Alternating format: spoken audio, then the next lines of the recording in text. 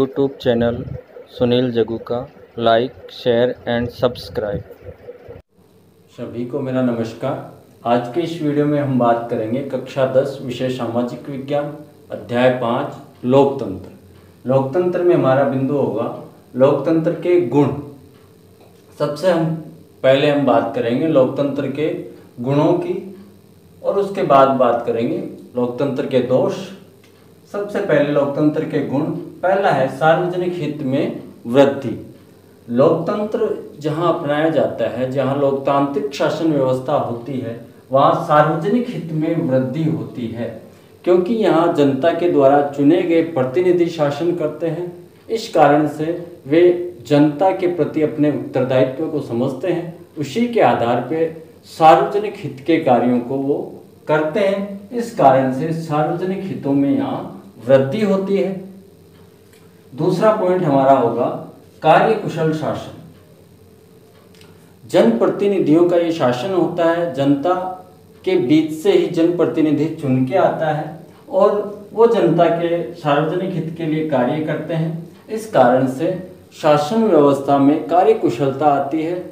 प्रत्येक शासन का जो अंग है वो जनता के प्रति उत्तरदायी होता है, इसलिए सभी विभागों में कार्यकुशलता बनी रहती है।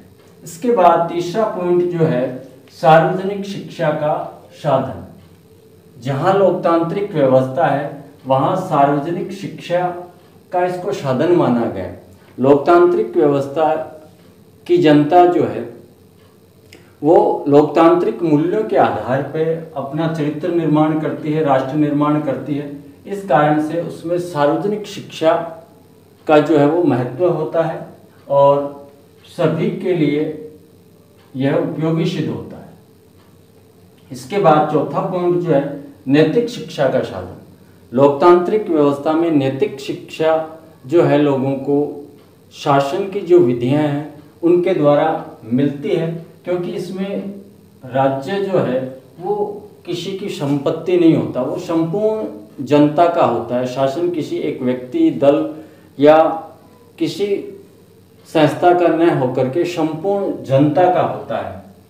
इसके बाद पांचवा पॉइंट जो है देशभक्ति की शिक्षा।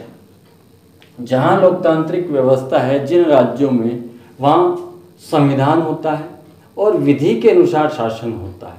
प्रत्येक जो कानून है वो विधि के अनुसार, कानून के अनुसार बनाया जाता है और राष्ट्रवाद जो है वो चरम पे होता है। इस कारण से लोगों में देशभक्ति की भावना होती है। अपने राष्ट्र राज्य के लिए वो विचार करते हैं कि उसको कैसे आगे बढ़ाया जा सकता है, कैसे शासन को और अच्छा किया जा सकता है। अगला गुण जो है क्रांति से सुरक्षा। लोकतांत्रिक व्यवस्था में जनता को अपने विचार प्रस्तुत करने के लिए अलग अलग माध्यम उसके पास होते हैं। वाक्य में अभिव्यक्ति की स्वतंत्रता उनके पास होती है। प्रिंट मीडिया के माध्यम से, रेडियो के माध्यम से, समाचार पत्रों के माध्यम से, या जनप्रतिनिधि बनकर संसद, विधानमंडल, पंचायत आदि स्थानों पे अपने विचारों को प्रस्तुत कर सकते हैं, अपने जनप्रतिनिधियों को बता सकते हैं और उनकी जो समस्या होती है उसका निदान हो जाता है। इस कारण से जनता को क्रांति करने की कोई आवश्यकता नहीं होती। इसलिए लोकतांत्रिक देशों में क्रांति से सुरक्षा होती है और व्यवहार में भी ये देखा गया है कि जहां लोकतांत्रिक व्यवस्था है वहां लोगों को क्रांति की आवश्यकता नहीं होती। अगला पॉइंट है सातवां समानता व स्वतंत्रता पर आधारित। लोकतांत्रिक शासन जो है वो समानता और स्वतंत्रता पर आधारित होता है।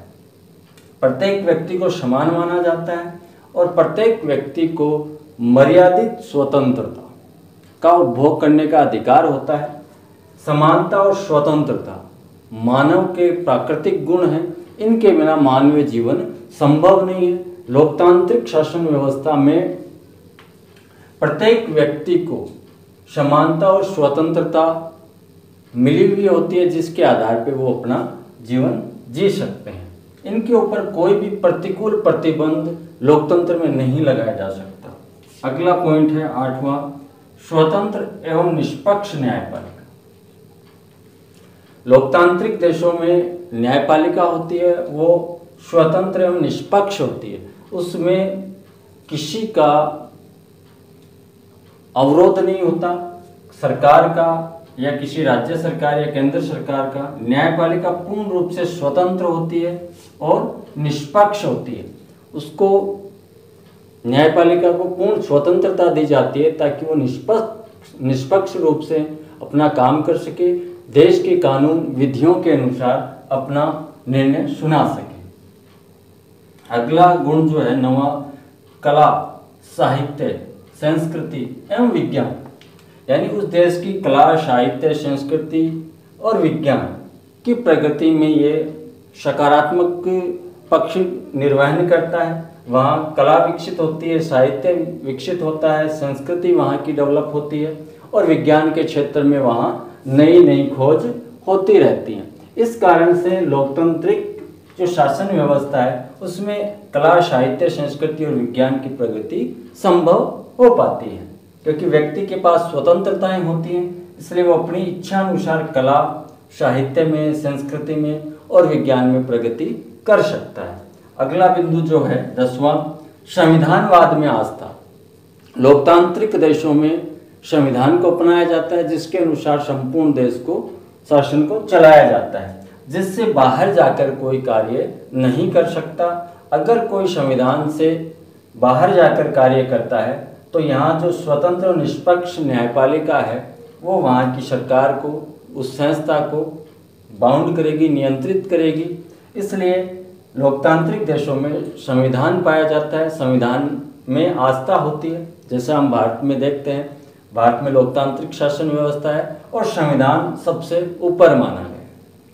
अगला गुण जो है लोकतंत्र का, शक्तिशाली शासन व्यवस्था। लोकतंत्र शासन की सबसे शक्तिशाली व्यवस्था है क्योंकि इसमें शासन के साथ जनता की सहमति होती है। जनता के द्वारा चुने हुए प्रतिनिधि शासन करते हैं और उनके कार्यों में जनता की सहमति होती है, इसलिए सबसे शक्तिशाली शासन व्यवस्था मानी जाती है। विश्व शांति का समर्थन।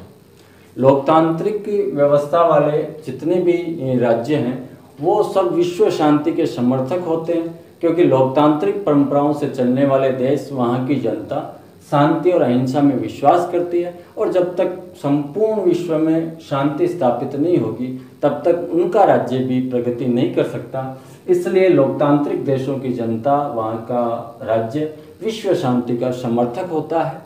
ये है लोकतंत्र के गुण। अब बात करेंगे लोकतंत्र के दोष।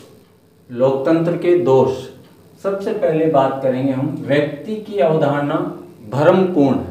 लोकतंत्र में व्यक्ति की जो अवधारणा है उसमें व्यक्ति को बौद्धिक एवं विवेकशील माना गया है। इस कारण से मताधिकार दिया गया है, किंतु व्यवहार में देखा गया है कि व्यक्ति पूर्णतः बौद्धिक नहीं होता है, विवेकशील नहीं होता है और वह अपने मताधिकार का प्रयोग जो है अपने लाभ के लिए अलग अलग दृष्टिकोण से करता है। दूसरा पॉइंट है बुद्धिजीवी वर्ग की उदासीनता। लोकतांत्रिक व्यवस्था में जो प्रतिनिधि चुने जाते हैं वो बुद्धि के आधार पर न चुने जाकर जनता के मताधिकार से चुने जाते हैं और व्यवहार में भी ये देखा गया है कि जो प्रतिनिधि चुन के आते हैं वो सामान्य व्यक्ति की तरह होते हैं, बुद्धिजीवी बहुत कम होते हैं।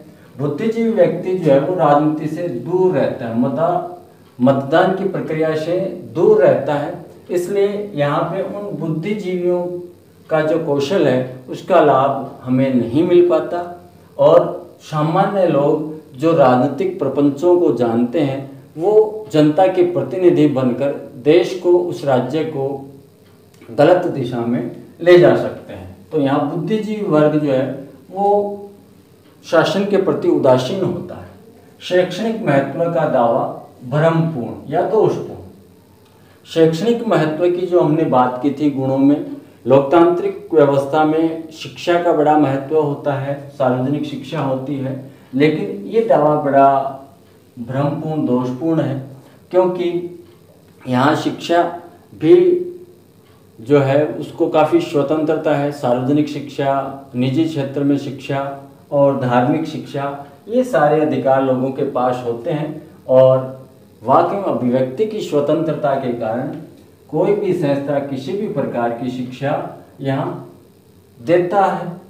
जैसे आप देख सकते हैं कि भारत में सार्वजनिक शिक्षा में धार्मिक शिक्षा नहीं दी जाती, निजी क्षेत्र में धार्मिक शिक्षण संस्थाएं अल्पसंख्यकों के द्वारा स्थापित की जा सकती हैं और वहाँ धार्मिक शिक्षा दी जा सकती है। अब उसमें वो क्या शिक्षा देंगे, धार्मिक शिक्षा क्या देंगे, वो उन पे निर्भर करता है, वहाँ कोई उन पे नियंत्रण नहीं होता। अगला पॉइंट जो है समानता एवं स्वतंत्रता भ्रमपूर्ण है। लोकतंत्र में जो हम समानता की बात करते हैं, स्वतंत्रता की बात करते हैं, व्यवहार में आकर वो असफल हो जाती है। हम बात करते हैं समानता की, लेकिन हमने देखा है लोकतांत्रिक देशों में, ज़्यादातर देशों में आरक्षण का प्रावधान, स्वतंत्रता पे भी कई प्रकार के प्रतिबंध देखने को मिलते हैं। जैसे भारत में भी बहुत सारे स्वतंत्रता पे प्रतिबंध हैं, समानता पे प्रतिबंध है आरक्षण के माध्यम से। तो समानता और स्वतंत्रता की जो बात है वो यहाँ भ्रमपूर्ण है। 5वां पॉइंट है राजनीतिक दलों का दुष्प्रभाव। लोकतांत्रिक व्यवस्थाओं में निर्वाचन पद्धति होती है जिसमें दलीय व्यवस्थाएं पाई जाती हैं। कुछ देशों में द्विदलीय और ज़्यादातर देशों में बहुदलीय व्यवस्था होती है, जिसके कारण राजनीतिक दल सत्ता प्राप्त करने के लिए किसी भी हद तक जा सकते हैं और जनता के पास एक बार किसी प्रतिनिधि को चुनने के बाद रिकॉल का कोई प्रावधान अपने यहाँ नहीं है। अपने यहाँ से मतलब ज़्यादातर लोकतांत्रिक देशों में ऐसा प्रावधान नहीं है। एक बार जनप्रतिनिधि चुना गया तो अपना कार्यकाल पूरा करता है। जैसे अपने यहाँ 5 वर्ष सामान्य कार्यकाल है। उसके बाद 6वां पॉइंट है अनुत्तरदायी शासन प्रणाली। लोकतंत्र देखने में सैद्धांतिक रूप से उत्तरदायी शासन प्रणाली दिखाई दे रहा है, लेकिन वास्तव में उत्तरदायी होता नहीं है। जनता के पास जनप्रतिनिधि एक बार मतदान के समय जाता है और उसको अपने प्रपंचों बातों से बहला फुसलाकर उसके मत प्राप्त करता है। उसके बाद वो अच्छा कार्य करता है या नहीं करता है, उसमें वो जनता के प्रति उत्तरदायी नहीं है। उसके बाद वो अपना कार्यकाल निश्चित रूप से पूरा करता है। इसके बाद है सार्वजनिक धन व समय का अपव्यय। लोकतांत्रिक शासन प्रणाली और उसमें संसदीय हो या अध्यक्षात्मक शासन प्रणाली हो, दोनों ही सार्वजनिक धन और समय का अपव्यय करती हैं। बहुत सारे प्रतिनिधि और प्रशासनिक अधिकारी यहाँ होते हैं और उन पे बहुत ज़्यादा खर्चा किया जाता है, व्यय किया जाता है। भारत के संदर्भ में हम देख सकते हैं हमारे यहाँ सांसद, विधायक और प्रशासनिक बड़े बड़े जो अधिकारी होते हैं उन पे कितना खर्चा किया जाता है। उसके बाद समय, जो प्रक्रिया है संसदीय और अध्यक्षात्मक शासन व्यवस्था में विधि बनाने की, शासन करने की, वो बड़ी जटिल प्रक्रिया है। एक लंबा समय उसमें लगता है, इसलिए यहाँ समय और धन दोनों का ही अपव्यय होता है। 8वां पॉइंट है उदासीन मतदाता।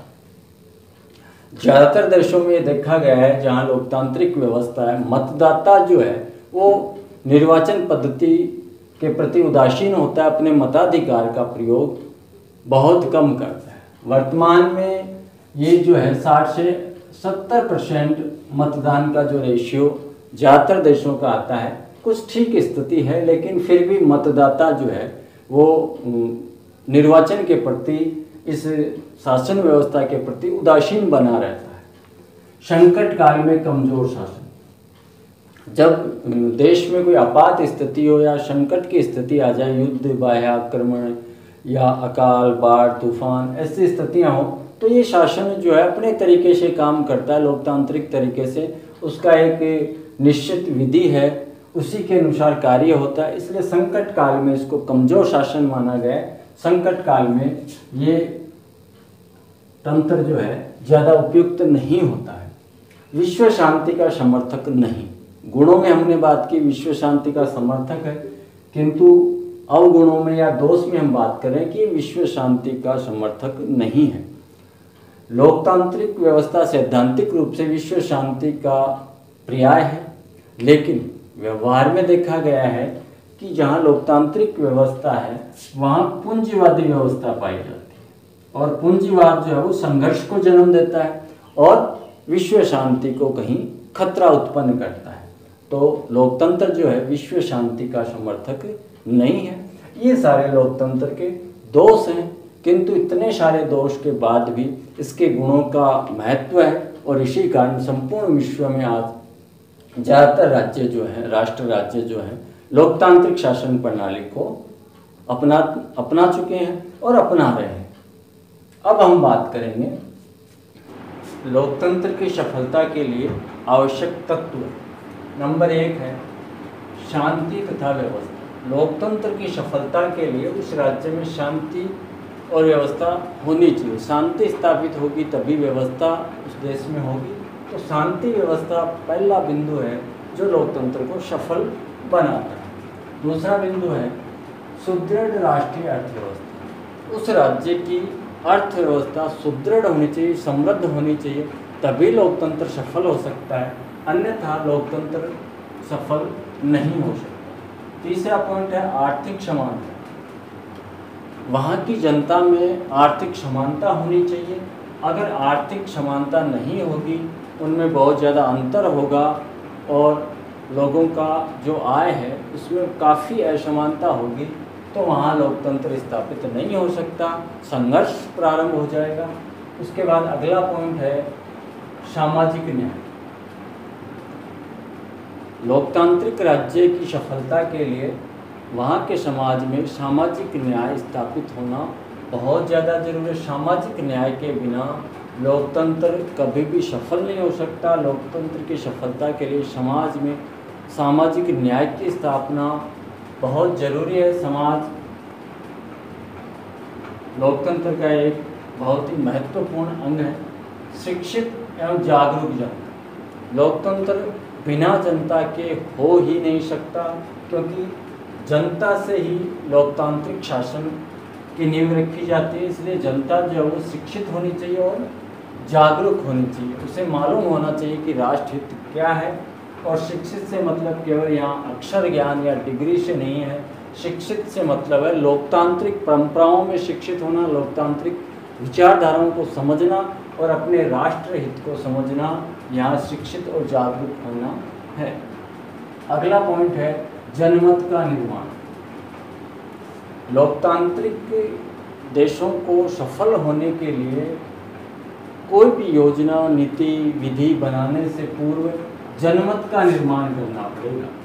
जनता का मानस जो है उसको तैयार करना पड़ेगा। जनमत निर्माण से ही सारे काम हो सकते हैं, चाहे वो कैसे भी सरकारें हों, कैसे भी स्थितियां हों। जनमत का अगर निर्माण कर लिया गया तो हर कार्य आसानी से हो सकता है। इसका आपको एक उदाहरण बताऊँ आपको। आर्टिकल 370 जो देश में 65-70 साल से एक बड़ी समस्या था और वर्तमान सरकार ने इसको बहुत ही आसानी से समाप्त कर दिया। इसका मुख्य कारण है जनमत का निर्माण। नागरिक नैतिक और राष्ट्र चरित्र वाले होने चाहिए। प्रत्येक लोकतांत्रिक राज्य की सफलता के लिए वहाँ के नागरिक नैतिक और राष्ट्रीय चरित्र वाले होने चाहिए। उनमें नैतिकता होनी चाहिए और राष्ट्रीय चरित्र होना चाहिए।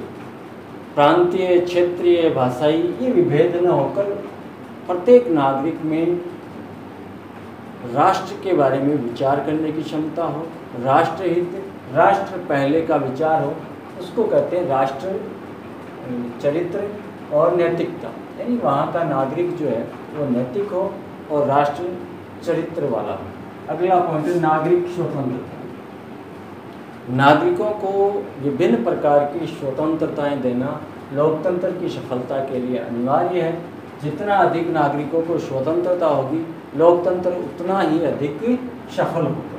अगला पॉइंट है विकेंद्रीकरण एवं स्थानीय स्वशासन। लोकतांत्रिक राज्यों को विकेंद्रीकरण को अपनाना पड़ेगा और स्थानीय स्वशासन को अपनाना पड़ेगा, तभी वह ज़्यादा सफल हो सकता है। केंद्रीकरण से लोकतंत्र कभी भी सफल नहीं हो सकता। इसी कारण भारत में भी विकेंद्रीकरण और स्थानीय स्वशासन को अपनाया गया। दो तरह की अपने यहाँ सरकार है, केंद्र और प्रांतीय सरकार। उसके बाद तीसरी सरकार में हमने स्थानीय स्वशासन को अपनाया, जिसमें नगरपालिका और पंचायतों का गठन हमने किया है। अगला है लिखित संविधान। जो भी देश लोकतांत्रिक शासन के तहत चलता है उसका एक लिखित संविधान होना चाहिए ताकि कहीं पे भी संघर्ष की स्थिति उत्पन्न न हो। अगला है स्वतंत्र एवं शक्तिशाली न्यायपालिका। न्यायपालिका स्वतंत्र होनी चाहिए और शक्तिशाली होनी चाहिए। जैसे हमारे यहाँ न्यायपालिका जो है उसकी छवि काफ़ी अच्छी है। हमारे यहाँ राजनेताओं दलों की स्थितियाँ कुछ अलग हो सकती हैं, लेकिन न्यायपालिका जो है उसकी छवि आज भी काफ़ी स्ट्रॉन्ग है क्योंकि वो स्वतंत्र है और उसे शक्तिशाली माना गया है और उसने समय समय पर ऐसे निर्णय दिए हैं जिसे जनता ने सहर्ष स्वीकार किया है। जैसे अभी अयोध्या विवाद, राम मंदिर का जो मुद्दा था, उसका बहुत बड़ा डिसीजन जिस पे पूरे विश्व की नज़र थी, हमारी न्यायपालिका ने दिया है।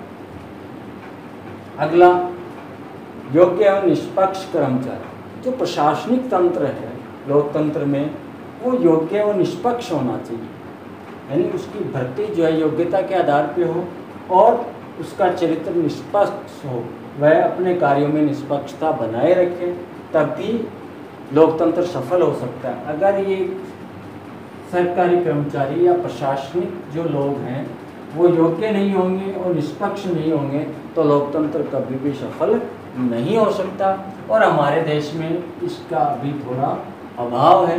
इसी कारण हमारा लोकतंत्र जो है वो रेंगते हुए आगे बढ़ रहा है। अगला है स्वच्छ दलीय व्यवस्था। चाहे बहुदलीय व्यवस्था हो चाहे द्विदलीय व्यवस्था हो, प्रत्येक लोकतांत्रिक देश में दलीय व्यवस्था जो है वो स्वच्छ होनी चाहिए और पक्ष और विपक्ष जो है वो स्वस्थ प्रतिस्पर्धा करें और विपक्ष के द्वारा जो सत्ताधारी दल है उसकी आलोचना जो है वास्तविक रूप से उसकी आलोचना की जगह आलोचना और जहाँ प्रशंसा हो वहाँ प्रशंसा करनी चाहिए।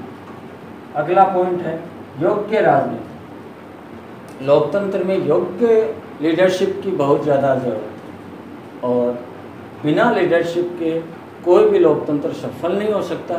जैसे हमने भारत के विगत 70 वर्ष का जो राजनीतिक उसका लोकतांत्रिक जीवन है उसकी बात करें तो अपने यहाँ कई योग्य राजनेता हुए हैं जिनके कारण देश ने काफ़ी विकास किया है।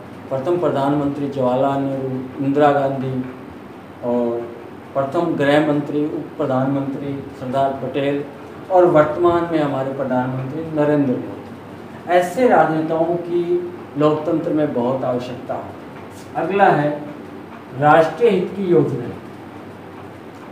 लोकतांत्रिक देशों में राष्ट्रीय हित की योजनाएं बनाई जानी चाहिए जिससे जनमानस जो है, जनता जो है उसको लाभ मिले और जनमत निर्माण करने में कोई समस्या नहीं हो, जनता जो है राष्ट्र के बारे में विचार कर सके। इसलिए राष्ट्र हित की योजनाएं जो हैं वो लगातार बनती रहनी चाहिए।